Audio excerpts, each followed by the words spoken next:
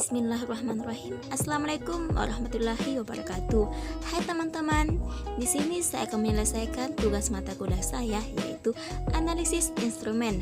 Nah, di sini saya akan membahas tentang apa sih AAS itu atau Atomic Absorption Spectrophotometer.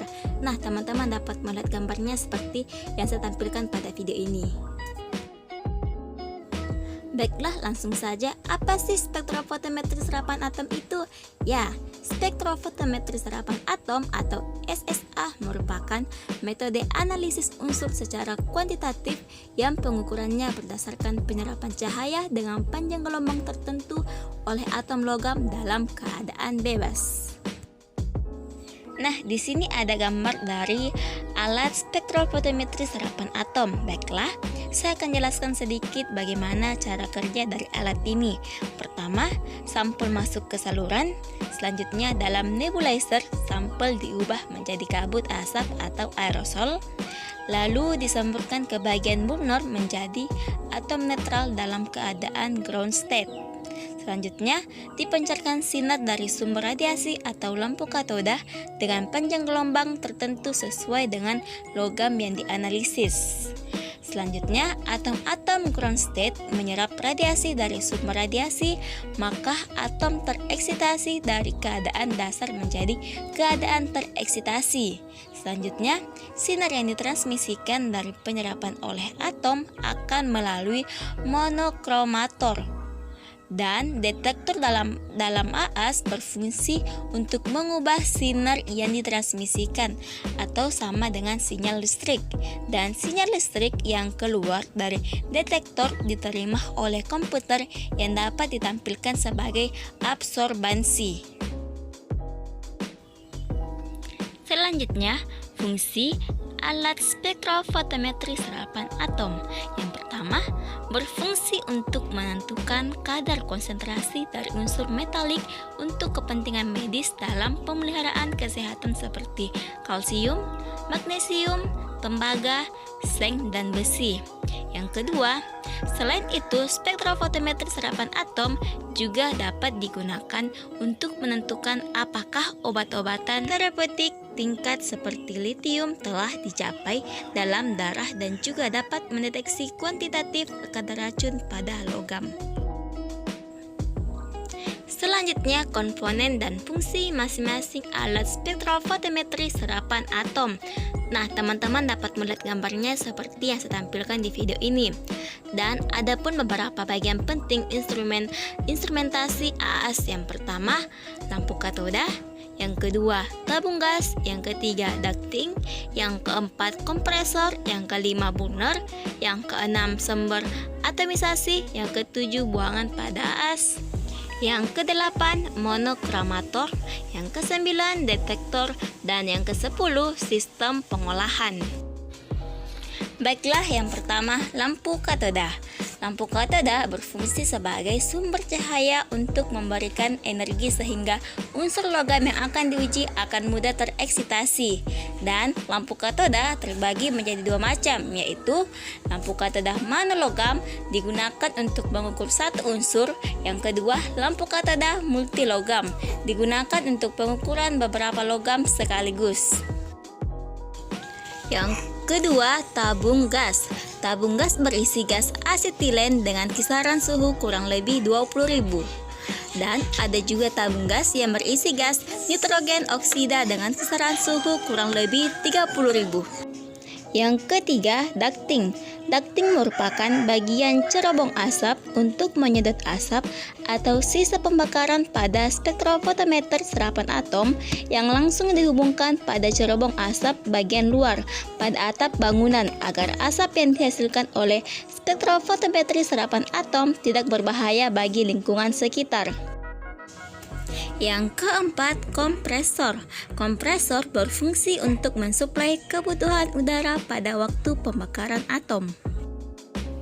Yang kelima, burner.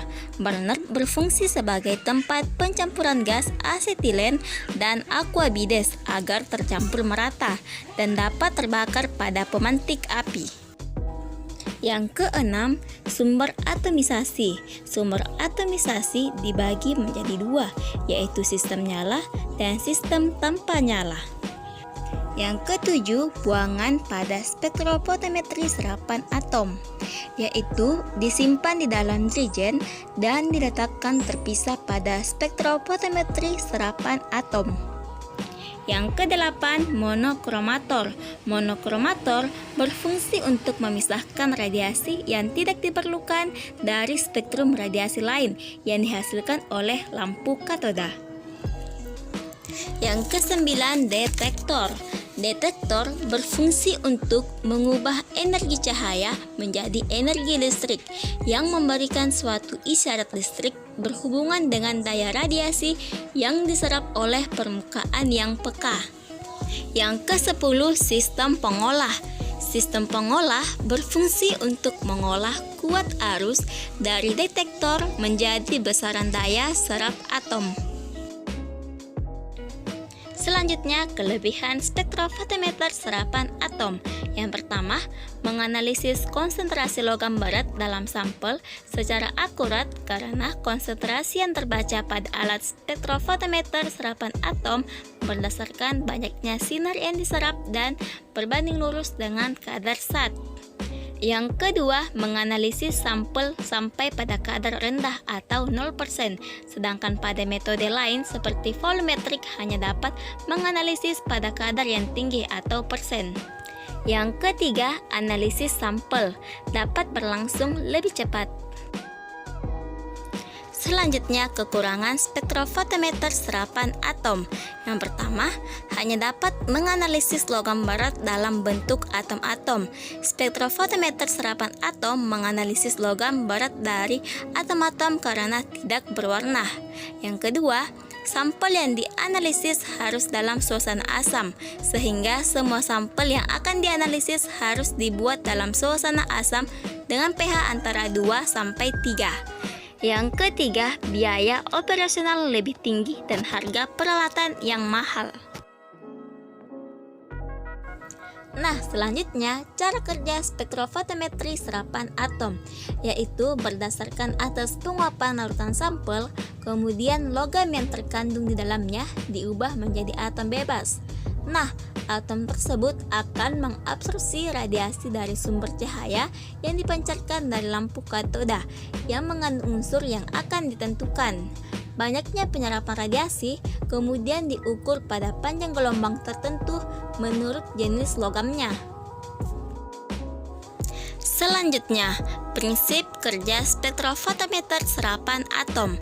Yang pertama, atomic absorption spectrophotometry adalah metode analisis dengan prinsip di mana sampel yang berbentuk liquid diubah menjadi bentuk aerosol atau nebulae, lalu bersama campuran gas bahan bakar masuk ke dalam nyala. Di sini unsur yang dianalisis tadi menjadi atom-atom dalam keadaan dasar atau ground state. Kedua, sinar yang berasal dari lampu katoda dengan panjang gelombang yang sesuai dengan unsur yang diuji akan dilewatkan pada atom dalam nyala api sehingga elektron pada kulit terluar dari atom naik ke tingkat energi yang lebih tinggi atau tereksitasi. Yang ketiga, penyerapan yang terjadi berbanding lurus dengan banyaknya atom ground state yang berada dalam nyala.